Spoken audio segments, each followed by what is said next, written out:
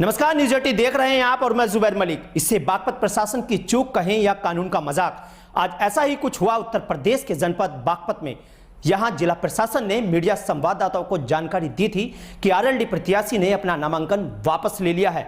और जैसे ही ये खबर विपक्षी खेमे तक पहुंची तो मामले में सियासत तेज हो गई। आरएलडी कार्यकर्ता कलेक्ट्रेट के बाहर पहुंचकर हंगामा करने लगे। आरएलडी कार्यकर्ता प्रशासन पर लापरवाही के आरोप लगाने लगे।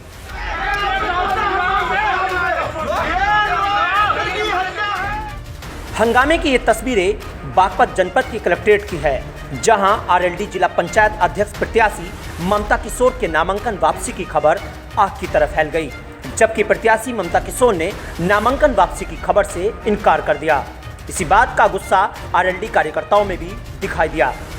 वहीं दूसरी ओर बीजेपी खेमे की ओर से लगातार जिला पंचायत अध्यक्ष पद प्रत्याशी बबली देवी के निर्विरोध चुने जाने की चर्चा भी तेज होने लगी थी। लेकिन हंगामा बढ़ता देख जब प्रशासन के हाथ पांव फूल गए और प्रशासन को अपनी गलती समझ आ गई तो कुछ ही घंटों के बाद जिला प्रशासन बैकफुट पर आ गया। वहीं आरएलडी नेताओं ने जिला प्रशासन पर सत्ता के दुरुपयोग करने के गंभीर आरोप लगाए।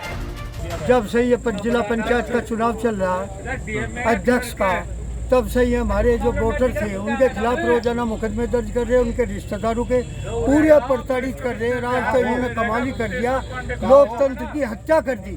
आज तो इनका जमीर भी बिक चुका। आज तो इन्होंने बिना ममता किशोर के, बिना प्रत्याशी के इन्होंने फर्म वापसी कर दिया और पूरी गुंडागर्दी पे आज हम यहाँ कलेक्ट्रेट पे बैठे न्याय लेने के लिए। क्यों डीएम साहब भाग गए, क्यों यहाँ से एसपी भाग गया, क्यों यहाँ से प्रशासनिक अमला भाग गए, सिपाही खड़े कर दिए।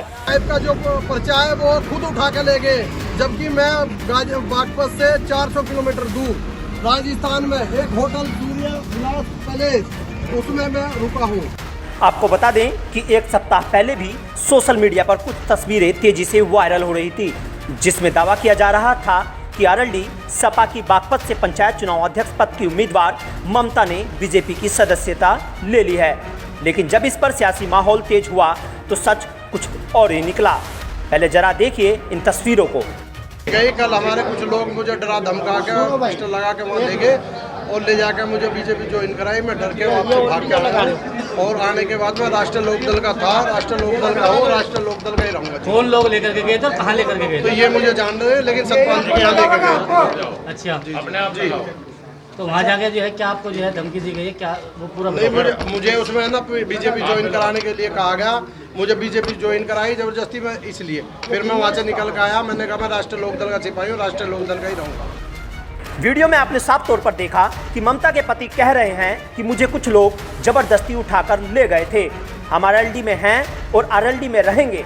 उसके बाद मामला कुछ शांत पड़ता है, लेकिन जैसे ही फिर से बागपत प्रशासन की ओर से यह दावा किया जाता है कि आरएलडी सपा की प्रत्याशी ने नामांकन वापस ले लिया है, वैसे ही सियासी खेमे में माहौल गर्म हो जाता है। नाम वापसी की खबर पर सपा आरएलडी कार्यकर्ता मंगलवार को जमकर हंगामा करते हैं। लाख कोशिशों के बाद भी प्रशासन नहीं मानता, लेकिन कुछ घंटों के बाद ही प्रशासन की ओर से नाम वापसी की खबर को नकार दिया जाता है। ये दिन में लगभग करीब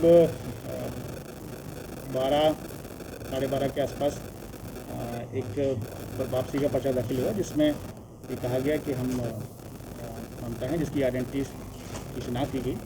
और 2:20 और 2:30 के आसपास एक एप्लीकेशन आई जिसमें कहा गया कि नहीं साहब, हम ममता नहीं हैं, जिसकी जांच कराई गई। जांच में ये हम लोगों ने एस्टेब्लिश कराने की कोशिश करी कि क्या सत्यता है करके, कि कोई व्यक्ति तो नहीं है, जिससे कि हम लोगों ने उनसे वीडियो कॉल पर बात करी। उनको फ़ोन किया गया कि भाई आप हैं कि नहीं है करके, क्योंकि उनकी सत्यता जो है संदिग्ध लग रही थी। और उनके बाद एस्टेब्लिश होने के बाद ये डिसाइड किया गया कि वो सेम व्यक्ति नहीं है, उनके खिलाफ कार्रवाई की जा रही है। And that nomination and that papers has not been accepted. पहले नाम वापसी पर सियासत और उसके बाद प्रशासन का बैकफुट पर आना कहीं ना कहीं प्रशासन की लापरवाही पर सवाल खड़े करता है। इस घटना के बाद एक बार फिर प्रशासन की कार्यशैली पर सवाल खड़े हो गए कि आखिर कैसे कोई अनजान महिला प्रत्याशी के नाम का पर्चा वापस ले जाती है। क्या प्रशासनिक अधिकारी आंखें मूंदे बैठे थे जो इतनी बड़ी लापरवाही को अंजाम दे दिया गया? अब इसे प्रशासन की चूक कहें या कानून का मजाक, सवाल न्यूज 18 जिला प्रशासन से पूछ रहा है। फिलहाल इस खास शो में इतना ही, मुझे दीजिए इजाजत। ज्यादा खबरों को जानने के लिए आप न्यूज 18 के एंड्रॉइड ऐप को भी इंस्टॉल कर सकते हैं।